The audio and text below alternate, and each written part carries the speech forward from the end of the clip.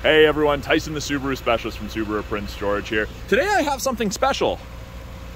Don't see many of these. This is a 2023 Subaru Crosstrek Convenience with the 6-speed manual transmission.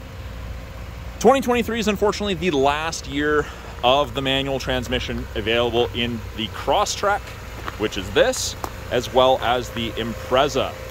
This is the smallest crossover slash SUV in Subaru's lineup. It's the only SUV slash crossover that you can currently still get with a manual transmission. It's mated with the 2-liter 4-cylinder boxer engine producing 152 horsepower. So it's not a rocket ship, but fairly zippy, and you get good fuel efficiency. Now, this has 8.7 inches of minimum ground clearance. You've got Subaru's legendary full-time symmetrical all-wheel drive. These are very, very capable winter vehicles, especially with this 6-speed. Choose exactly where you want to be in your power band. The all-wheel drive. Now, convenience is the most entry-level. Visually, the way you can tell, still got the rubber ducky antenna. And I will walk around back to the front and I'll show you, but there's the fog light bezels, but no actual fog lights. You can get that as an accessory kit though. In the second row, or behind the second row I should say, lots of room, far more than people expect. We have 2 hard mount tie downs to secure anything awkward, they just pull down. We have a halogen cargo light. Now this you can turn off just with the switch, or when you close the rear hatch, that will turn off as well. Got grocery bag hooks, one on either side. And then we have 2 hooks at the bottom as well. So you can get a cargo net accessory that attaches to all 4 of them. So it's grocery bag hooks slash cargo net hook. It doesn't come with a privacy cover, but you still have the slots to insert it. And then the third seat belt comes out of the back and goes through this plastic piece here. I always get asked about this.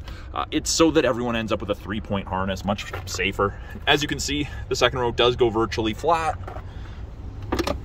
Just pop it, push it, and you can of course undo that third seat belt and just have it sit here so you don't have this. Although when it's like that, you can also pull it back up like that. So no harm to the seat or the seat belt doing that. I often get asked, are those lights? No, those are just reflectors. You may see on some social media platforms, certain people put covers on those or they black them out. You can still see the reflection, just looks a little different. All of the Crosstreks have the roof rails going front to rear. You can get crossbars. You can get the Subaru ones, or you can get the Thule extended ones. See people carrying kayaks, canoes, Thules, skyboxes, tons of stuff up top there. In the second row of the Crosstrek, great headroom, great legroom. I'm a taller guy. I fit comfortably in the rear of the Crosstrek. I had one. I was very comfortable on my road trips, even when someone else was driving. Black slash gray cloth upholstery. On the rear passenger seat, you have a map back pocket. People ask, why is it all on the passenger side? It's so that the driver can reach behind the seat and grab anything out of the back here that you may need. It's a little harder to reach directly behind the driver. That's the idea behind it, at least. Bottle holders with a little bit of storage. Your power window switch. Child lock if you need it. Faux carbon fiber trim. And before we go back up front, I'll show you those fog light bezels. So you can get an accessory fog light kit for that, but that's another way you can tell it's an entry-level convenience. Halogen headlights, which are plenty great. I had them in mine. I had a touring model with the same headlights. I never had any complaints about it. Power windows, locks, and mirrors along with window lock. You've got bottle holders with storage. It is a manual height adjustment seat, so you pump down to lower it, pump up to raise it. I don't know if the camera's accurately reflecting that because the camera's probably shaking, but it's that same gray-black two-tone cloth as in the rear. Headrests are adjustable depending how you like to sit comfort level-wise. More carbon fiber trim continues along the dash. Down here, we have scroll wheel for the brightness of our gauges. And traction control. You don't get the start-stop with the manual transmission, which is quite nice. Now, the fuel release lever is right there, and it's on the passenger side, the fuel door is, as are all Subarus. Steering wheel, you can adjust by pulling down, and you've got tilt and telescopic adjustment. So it fits drivers of varying heights. Now, it's important to notice this is kind of that plasticky material that you find in the entry-level Forester and Impreza, and previously the Outback before they included a heated steering wheel. So when you move up a model, you get the leather wrapped. But I've never had someone complain about the comfort level of this. It is just a little bit different than what some people are expecting. Headlights, momentary safety switch, defaults to auto. You can't accidentally be driving around with your headlights in the off position, which is nice. Left-hand side of the steering wheel, we have our Bluetooth and audio controls. You can accept calls, decline or hang up, control the volume of the music and calls, switch between presets, switch from AM to FM to Bluetooth, etc. Info button will change our small screen a little bit up there. Show you that in a second. Cruise control on the right, and we have our wiper stalk. So do it one up and it just does a miss setting like that. And then you have your intermittent speed collar. One down's intermittent. Then you've got slow, consistent, then you have fast. To do the rear, it's just this. And you've got constant and intermittent. And then if you need fluid, you just twist and hold back towards yourself and it gets fluid, or you can twist all the way forward and do the same thing. So either like that and it spring loads, or all the way back and it spring loads. So you've got some options. Little screen up top here gives you your clock, your thermometer, and then the information top right, that estimated distance to empty, you can change with the info button. Every time you press it, gives you a different piece of information.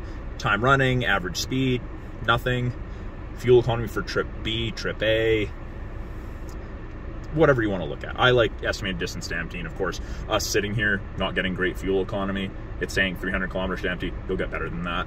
It's also where our climate control display is, bottom left. So 32 is high, and it goes all the way down to 18 on the low side. Freezing to tropical. It's a little chilly out. I'm going to turn it back to high. You can see there's bars in the middle there. That's our fan strength. And then you can see where the airflow is being directed on the far right, depending what you want to have. Below that, we have our infotainment screen. It is touchscreen, or we have the physical buttons down here. So press radio, takes you to the radio screen. I can hit the home button there, I can hit the home button here. Media would be Bluetooth or USB or something like that. Apps, you do have access to Android Auto and Apple CarPlay. This is also our backup camera, and that comes up as soon as you put it in reverse. It does show you the top of the bumper there, so you have something to relate to. And as I turn the wheel, those orange lines move, show you where you're gonna end up if you keep your wheels turned that way. Below the radio, infotainment, we have temperature, fan strength. Twist this to change where the airflow is being directed. And we've got our heated side mirrors and rear window switch right there. Now we have AC and we have max AC. AC moves moisture around the cabin so you don't fog up. Max AC is the cold stuff. So I've got the AC on right now, but it's set to high. So it's not gonna make it cold, it's just gonna move moisture around. Very handy, especially if you've got passengers that are breathing hard or pets in the back, it's great for that. Below that, we have our USB, our aux, and a 12-volt outlet for charging. This is rubberized, designed to stop your device from sliding around. And of course, the main attraction to this particular vehicle, 6-speed manual transmission. It's quite nice to drive. And then to go in reverse on the Subarus, up, over, and back. Automatically pops up with a backup camera. That's how you can confirm. I always get asked, what are these? The Crosstrek, they all use the same center console, regardless. Same thing with the Imprezas. So these are where the heated seat switches would be, and this is where X mode would be in an automatic. Handbrake. We've got cup holders, and then in the armrest, you've got a place to run your cords out because you have a 12-volt outlet in there. Kind of hard to see there, but it is there. Up top, map lights, switch for door. So right now I've got it set to door, so when I open a door, the lights come on. If you don't like that, you can shut them off. Sunglass band or card holder. I used it for cards in my old one. And then you have vanity mirrors. No lights on these ones. But overall, it's a very functional vehicle. Fun to drive with the 6-speed because you can't find that in many vehicles. And I will show you guys under the hood of this. So hood release, just like the majority of Subarus, you got the little image. You just have to reach back a little bit further than you normally would and you pull. Simple.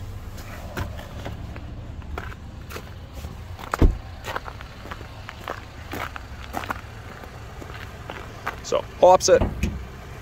I line up just to the right of the Subaru logo, move from left to right with my hand face, or right to left with my hand facing down. Switch is right there. So this is the 2-liter 4-cylinder. Nothing crazy going on under the hood. Everything the average consumer is going to touch is in yellow. Washer fluid, oil, coolant, dipstick, that's brake fluid. Got the air filter right there. And of course, Subaru oil filter on top makes it easy for the technician to change. And I always drop them to close them. I don't like putting them down and then pushing on them. It doesn't feel very good to me. So yeah, that's a quick look at the 2023 Subaru Crosstrek Convenience with the 6-speed manual transmission. If you guys have any questions about this vehicle, any of the vehicles in our lineup, any of the tech in our lineup, or there's something you want to see in a future video, please put it in the comments below. I'm always looking for new ideas to make videos for you guys. Thanks for watching. We'll talk soon.